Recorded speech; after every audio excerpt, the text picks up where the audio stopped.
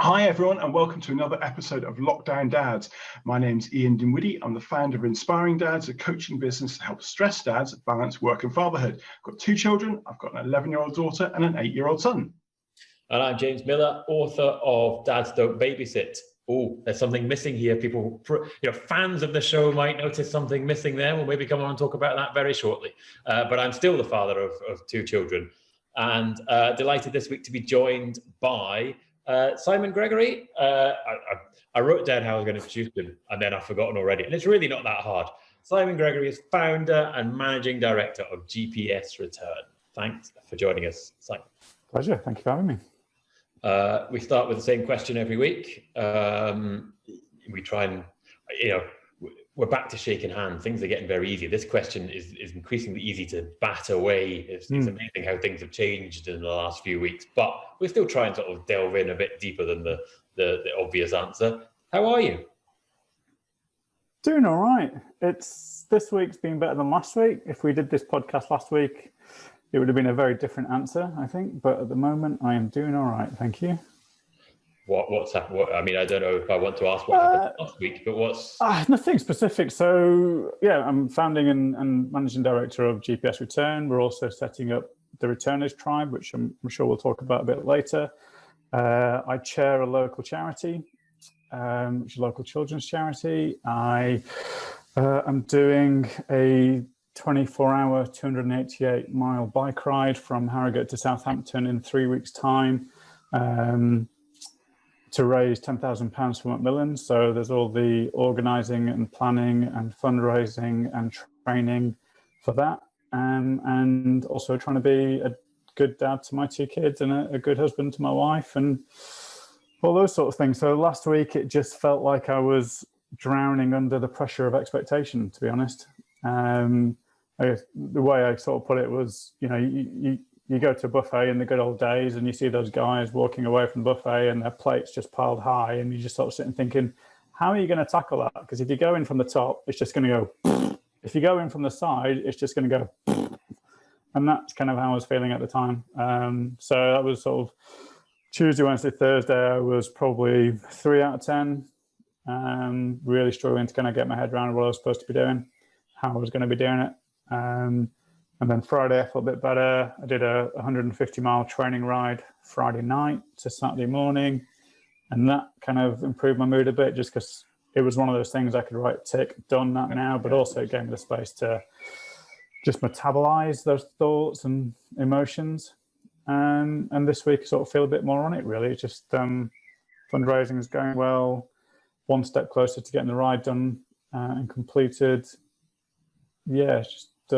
I've been able to cross a lot of things off the to-do list this week, so in a much better headspace.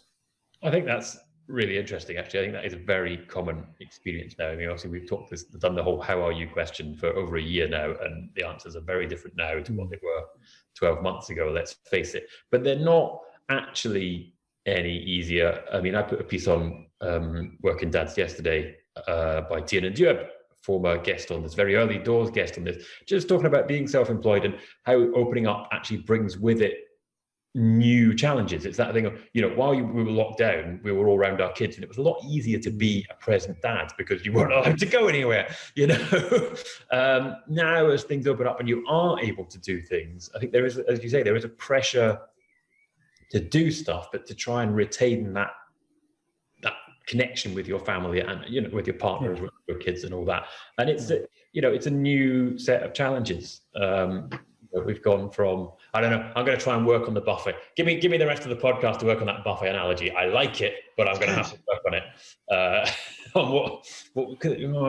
Anyway, I'll think about it. But yeah, I think that's a really good point. I mean, I have to say, I'll pile in with my how are you as well, because I felt very similar as long-time fans of the show. Are there any of them? Will have noticed I did not say that I'm editor of workingdads.co.uk, because I am no longer editor of workingdads.co.uk. And that brings with it quite a lot of tasks as well. You've got to wind a lot of things up, as well as getting ready for a new job. And then as we record this, we're about to go into half term, so there's all that parenting to be done. There was a big long to-do list, and it looked extremely unpleasant earlier in the week. And yeah, I really felt it. I mean, people who said they were going to send you blogs and then don't send them until, the last possible moment on the Friday. You're welcome. That's not really very helpful. That's not you, Simon. Yours came in yesterday. It's somebody else. Both of us. Anyway, but it did come 12 in. o'clock. To be fair, it came in on time. It's in the page now. It's all good. And I don't know, when this goes out, you might even be able to read it on the site. But yeah, I very much understand what you're talking about that. And it is with the new freedom. There is a new mental challenge, and particularly I think for dads who take on a lot. Never mind the ones that cycle the whole length of the country. But we'll talk about that shortly, maybe. Ian, how are you this week? Yeah, good.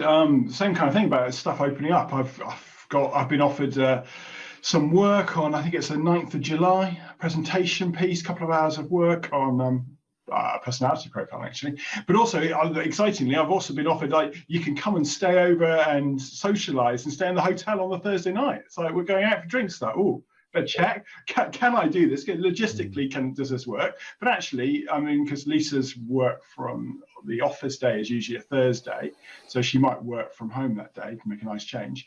But yeah, that kind of logistics of actually taking on pieces of work and that sort of thing, quite an interesting challenge to have. But yeah, it's been pretty good. Things have been busy. I'm looking forward to a bit of hockey soon, seeing another guest, actually, guest of the show, Rhian Mannings. I'm seeing her in a week. Well, actually, by the time this goes out, we'll have already seen her. We're doing the charity hockey match that I organised in honour of her husband. And sadly, we remember 3 guys that day. But yeah, looking forward to doing that. So admin's coming together. The big photo album that I get, someone gets a man of the match photo album, new shirts been ordered, bouncy castles ordered. We're COVID aware because it's the rule of 30. So it's starting to go like, well, how many do kids count? How old are they? Who's bringing who? All that kind of stuff. So you got that kind of crazy mix of, I think of COVID very much definitely being still around. My son's football got cancelled on Sunday because of a little outbreak in the school where most of the kids play, not his team, but the team they were due to play. So just a reminder that, we aren't out of the woods completely yet, but yeah, some nice normality. So yeah, pretty good. And yeah, half term next week. Yeah, it's all right. Looking forward to that.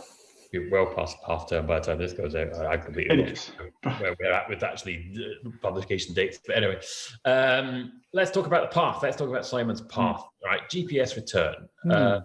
You're obviously, well, maybe you should explain what GPS return does, but we're particularly interested returners are an interesting area in particular, but of course, I would suggest dad returners in particular are often overlooked. So maybe I'll let you explain what GPS return is and sort of how you came to be particularly interested in dad returners. Sure. So my background is 15, almost 15 years of recruitment experience now. 10 of those years were overseas and much more relationship-driven markets. And then when I came back to the UK almost 6 years ago, I just fell out with recruitment here in the UK. It just felt like too many recruiters were chasing the invoice and putting that at the heart of what they do. So whereas all my success throughout my career has been actually putting the individual at the heart of what we do, thinking about the either the job seekers or the hiring managers and making sure actually we do what's right by them. So I set up GPS towards the end of October 2016, really as a values-led recruitment business. At that point, it was more of a generalist recruiter. And then early 2017, my wife Miranda decided that she wanted to return to work after a 4-year break. Prior to becoming a full-time parent, she had been a regional HR manager for one of the big software giants. Her career was flying. But despite that, people or companies just didn't really want to talk to her or didn't really want to offer the opportunities that she was interested in because, well, you've had a 4-year gap in your CV and you're looking for part-time work. And then it all came to a head when a recruiter basically said to her, look, I'm sorry, we can't help you because you've just been a mom for 4 years.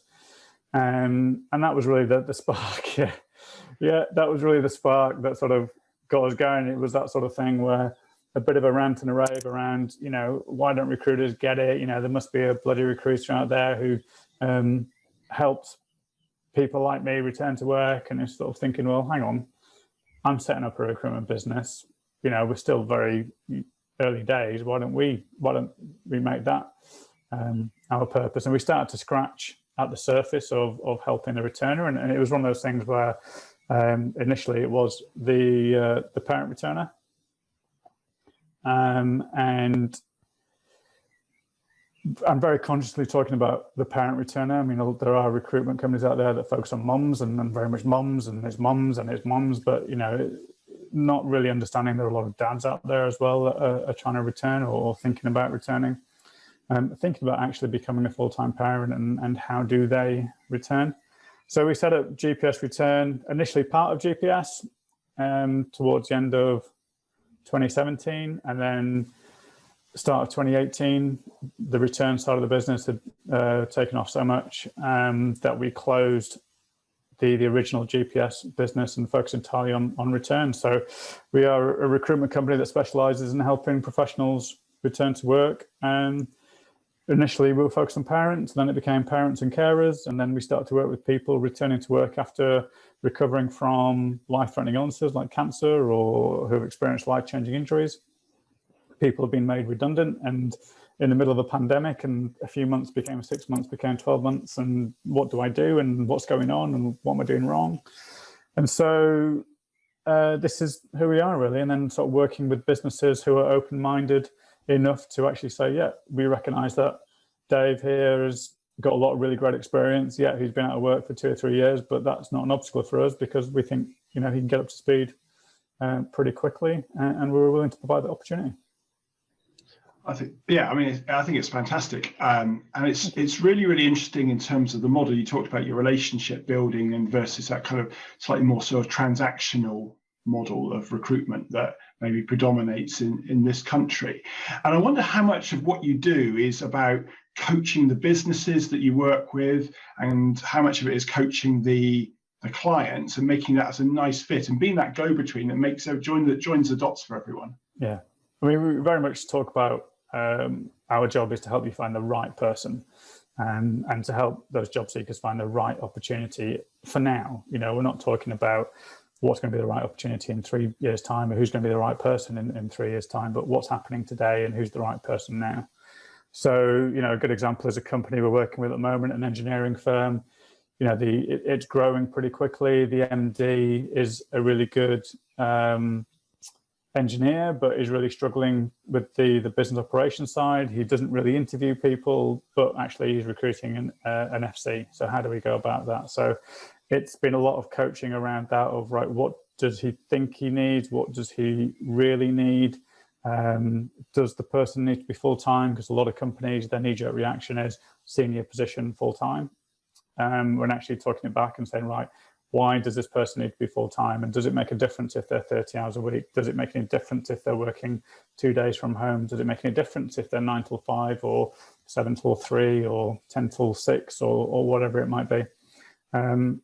So just kind of walking companies through that process and helping them to understand the options available, because a lot of companies still don't really understand the options available. We're having a lot of conversations at the moment where they say, well, we've tried it, but flexible work isn't for us. But you dig a bit deeper, then you realize actually 100% remote work isn't really working for you. But there are so many other options apart from remote work, and even looking at 40% remote or whatever it might be. So yeah, it's a lot of conversations with companies about what they can offer, what are the different possibilities, how do they decide what to offer. And once they've made that offering, how do they make it work? And so, we're certainly having a lot of positive conversations, but it's a lot of early stage conversations at the moment as companies look to come back from lockdown and realize that actually Monday to Friday, 9 till 5 is not where they want to be, but neither is 100% remote. Indeed, T.W.A.T working. That's what it's called. That's the new acronym I learned this week. Tuesdays, Wednesdays, and Thursdays in the office. That is what is going to be normal in future. That was a webinar where I'd like to say I thought it out myself, but I learned it in a webinar and I was like, that is brilliant. That's really going to sell it. That is the future. Where's James? Oh, he's a twat. Yeah. I am. Well, I'm going to be WAT in my new work because I'm not in Tuesday, Wednesday, and Thursday. So I'm going to be WAT working. That's what it's called. That's what it's that. We'll all be catching on. We'll all be talking about it soon. Just you wait and see. I can just see that on the headline on the BBC website. Yeah, and when you do, you'll be able to say, "Oh, yeah, I've been using that for ages." Yeah, that will sell it to your clients. Yeah. Returners and returning. I mean, inevitably, there's going to be, I guess, a lot of focus. You tell me if I'm wrong, but I imagine there's a lot of focus on women and particularly mums because people tend to take, for lots of reasons. And we've discussed it. You can look at any of our websites, read my book, whatever. There's lots of reasons why that is the case. But I wonder what you've seen in terms of dads. Have you seen more dad returners in recent times, and I suppose particularly in light of the pandemic?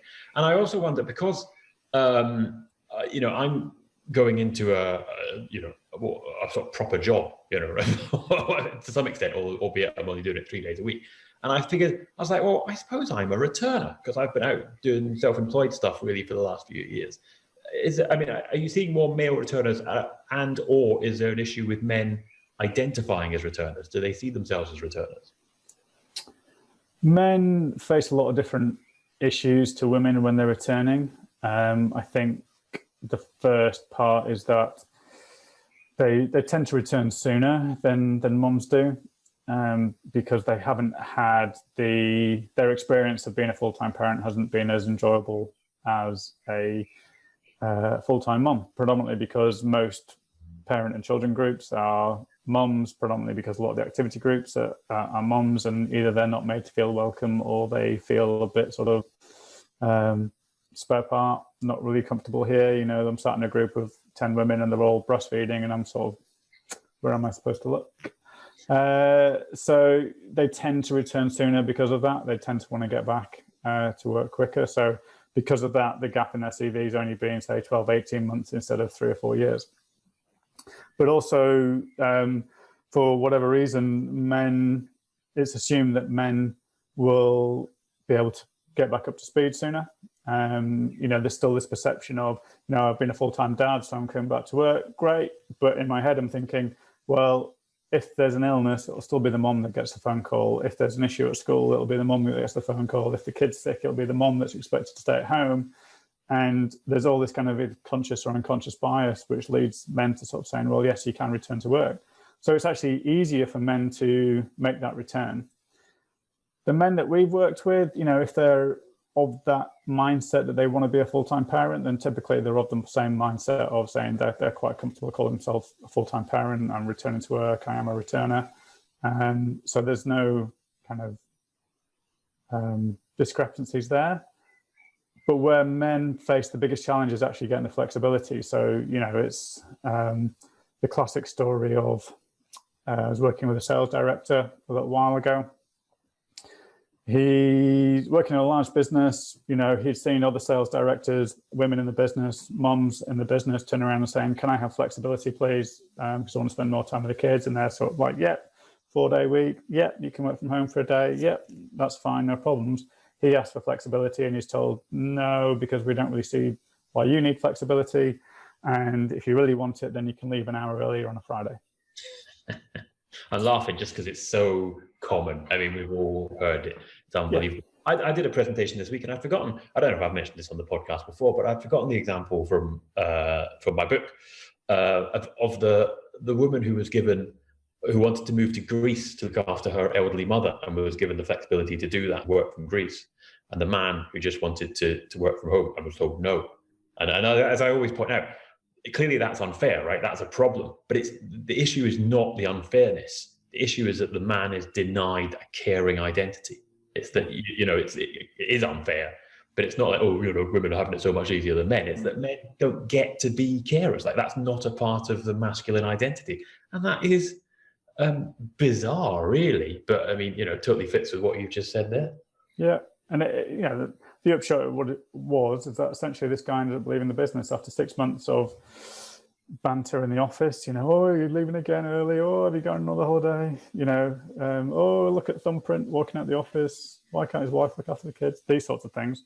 He ended up leaving the business, and the business essentially lost their top performing sales director. So, and we're surprised when he handed in his notice, and he went and joined a business who said, yeah, it's 5 days a week, but if you want to work 3 days remotely, and if you want to, essentially the flexi hour system, so if you want to compress your hours so you can finish early on a Friday, or early on a Wednesday, or late on a Monday, or whatever it might be, you figure out your week. As long as the results come in, we're happy. So, he's in a much happier place. Yeah. And it seems so simple, doesn't it? Really, it's like, well, we've got outputs, we've got things we've got to do, and so we can achieve that. I think it was quite striking, something you wrote a year ago or so ago for James on Working Dads. James is frozen, I think, isn't he? Yeah, he has.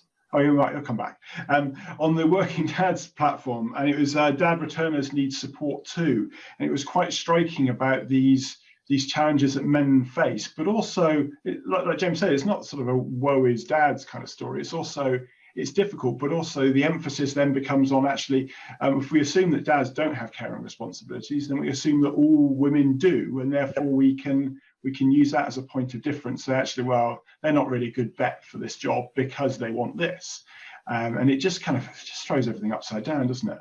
Yeah, it does. That sort of unconscious bias, or whatever you want to call it, essentially runs through everything. So, for example, your kids go to school, you fill out the emergency contact form. It's my name at the top of the list because I work from home 75% of the time. My wife works, or in a normal situation, my wife works from the office, an office 80% of the time. So I'm normally in a better position to pick up the kids. Hello, but it is always Miranda that gets called first. And, it's that kind of unconsciousness, whoever it is in the school office who picks up the phone, looks at mum's name, calls mum, even though it's my name at the top of the list. And I had to kind of have a conversation with them saying, right, can you put a little star next to my name and make sure you call me first?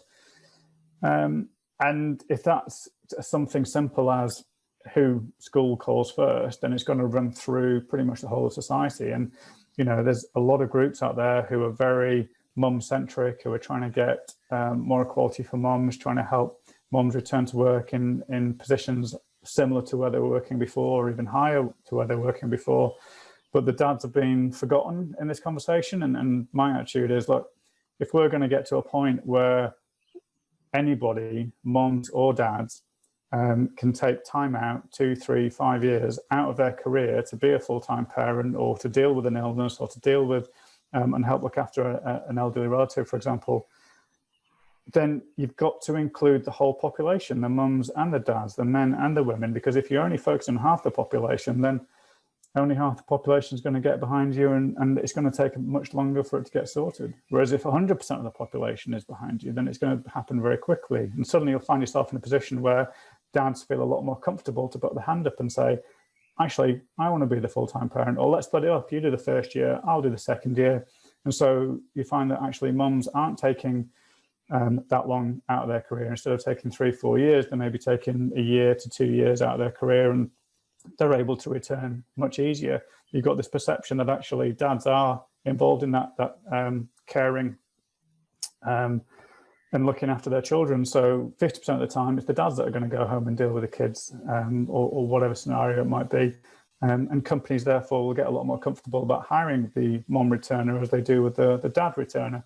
But if you only ever shout about the moms, then it's going to take so much longer for this to be sorted out. And, the blog I've just written for James, which will be published shortly, I hope, it talks about the fact that actually, if you're not including the dads in that conversation, if you're not considering the dad in that conversation, then you're not considering the full problem. Yeah, it's the classic, been shouting about it for ages. That, I think a lot of people are coming around to that way of thinking, that, if we want equality, if we're going to do feminism, actually, men are part of the picture. And I get why, for a long time, they've been seen as, in very simplistic terms, the enemy rather than but I think that there's a change going on there, isn't there? That things are moving around in that area. Hey, how's this for a gear change? Moving round. What else moves round? Wheels. They move round. That's good. Come on. Wheels on the bus. Wheels on the bike. Wheels on the bike. Yes, it's true. Simon is a man with bare legs, because he wrote a big blog about having his legs shaved and stuff like that. Waxed. Yeah, I waxed, of course, yeah. Because you do these big mad cycle rides. Obviously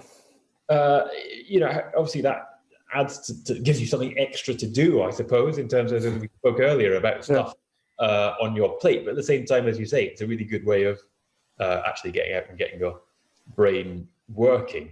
But where are you going? All the way to Southampton? Cycling from Harrogate in North Yorkshire down to Southampton, 288 miles in 24 hours. In 20, I mean, I have no idea if that's normal or not. So 208. What's that? That's it. Well, so you got to go quite a lot. What's that? Quite quickly, Isn't it?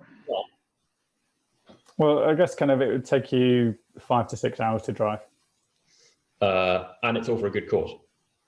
Yeah, aiming to raise £10,000 for Macmillan Cancer Support in memory of my auntie Ruth, who was a midwife and a circus clown and a priest, and broadcast on BBC Radio 2 for 25 years and did daft things like cycling from Rome to Jerusalem, the long way around, going over mountain ranges and all those sorts of things. She did a lot of work for conflict resolution in places like Northern Ireland and the Middle East. She was just a remarkable woman, really, who just brought love and life and light wherever she went. And Macmillan provided a huge amount of support and guidance and relief for her while she was receiving treatment for cancer, and then ultimately the palliative care. They provided a lot of care and support for Ruth's family.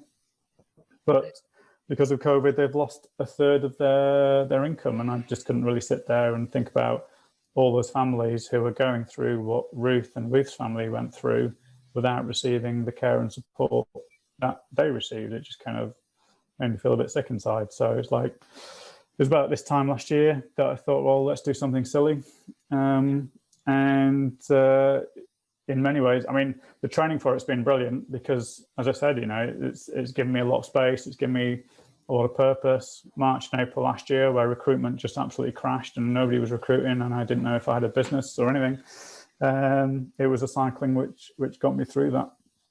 I like the fact that you thought, I'll do something silly. I'll go to Southampton.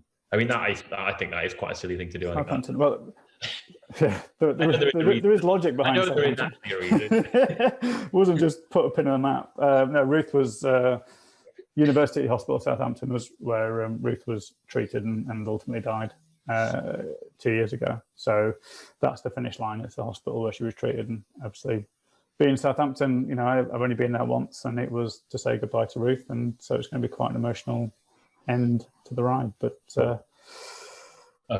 bonus tip then before we move on to the tips is obviously go and support you.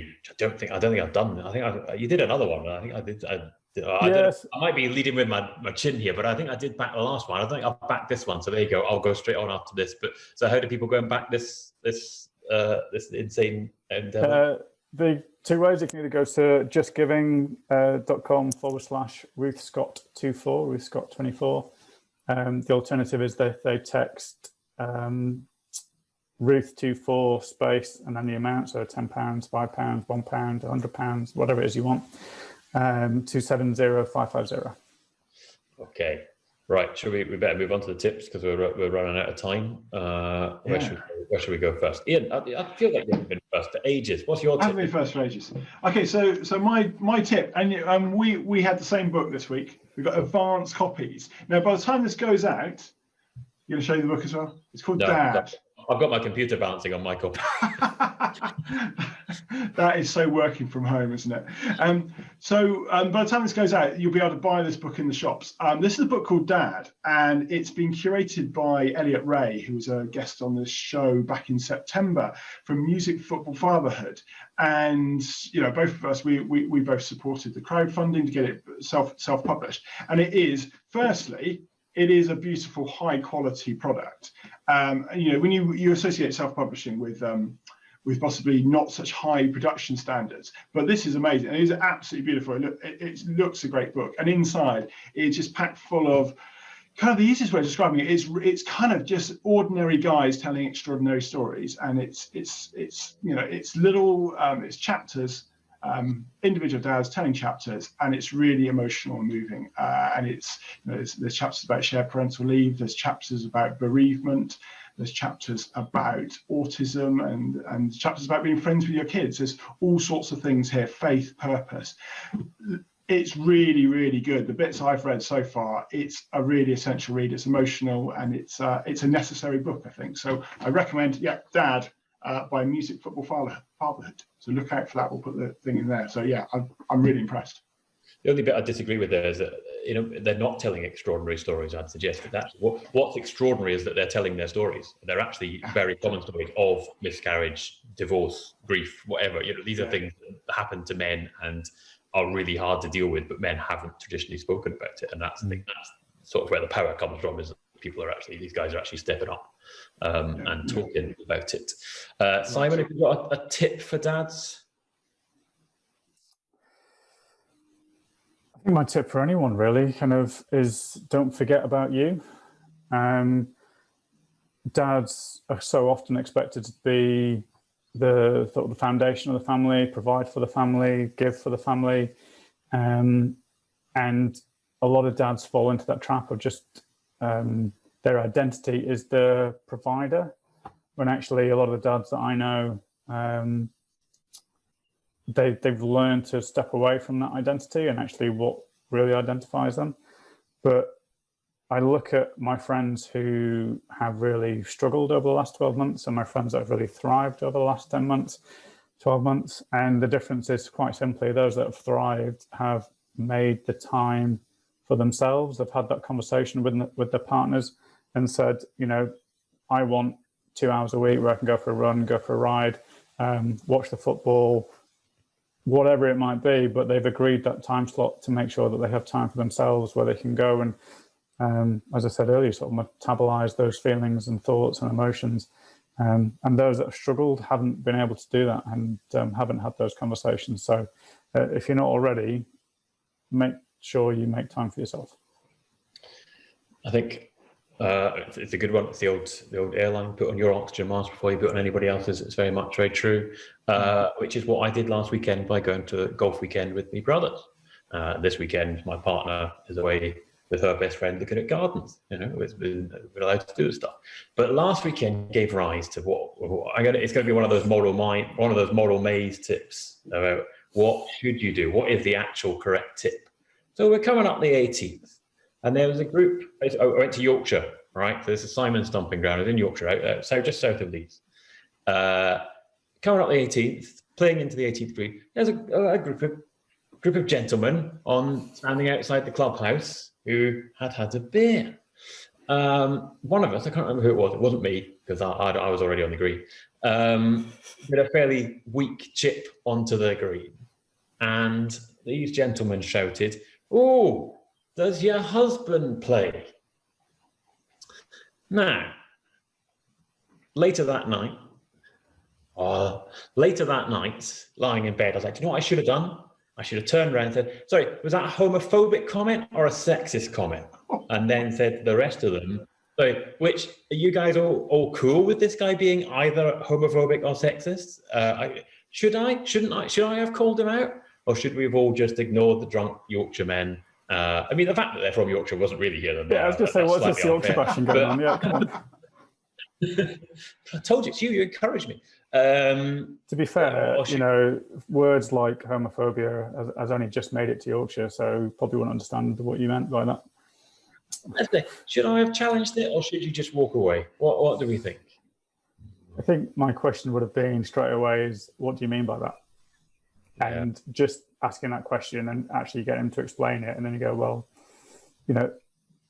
people don't like being made to feel uncomfortable. And that simple question of what do you mean by that? And I've done it myself where I've bitten my tongue and thought of a great response later. And then actually, other times when I've been able to turn around and say, what do you mean by that? It's almost like trying to get somebody to explain the joke. It takes the funny out of it and actually then puts them in a position where they have to think about what they've said and go, actually, yeah, I've been a bit of a twat and not being a Tuesday, Wednesday, Thursday worker, but, so that would be my response. What do you mean by that? All right, that's my tip then. That's my tip. When faced with such a situation, you should say, what do you mean by that? I think that's very good advice. And now I wish I could go back and do that. That's the other bit of advice, is leave these things in the past and don't dwell on them either for any time at all. But I think that's my tip. Say, what do you mean by that when you're faced with such a situation? That's a good one. Yeah, no, I like that. Fantastic. Simon, where can people go to learn more about GPS return if they're looking to return, whether they're parents, whether they're carers, or they've been out of work for an extended period of time? How can they discover what services you offer? gpsreturn.co.uk is the recruitment side, and then at the top right of our homepage, you'll see a link to the Returners Tribe, which is our online membership site, which is a way of helping you to navigate your own journey back to work, and enabling you to take control of that. Fantastic. Well, thank you very much for coming on the show and talking about your experiences, talking about how you help people, how you help dads, and a little bit of a framing, interesting conversation to think about how men and women are treated differently and some of the challenges that involves when we're returning to the workplace. James, I hope your back continues to get better. It sounds like, having had a golf weekend, it's back to normal pretty much. So it's all good. You're standing up. Yeah, you're still standing boring. up. We discussed this. It's boring. It's boring to suffer. Exactly. So we will be back in 2 weeks' time for another episode of Lockdown Dads. This has been episode number 43. Simon, Gregory, thank you very much for being here. James, I will see you soon, hopefully, and good luck, James, in your next job, your next part of your career portfolio. I look forward to learning more about how that goes. So for everyone, thank you very much for watching and listening, and we will be back in a couple of weeks' time with another episode of Lockdown Dads. Thank you very much.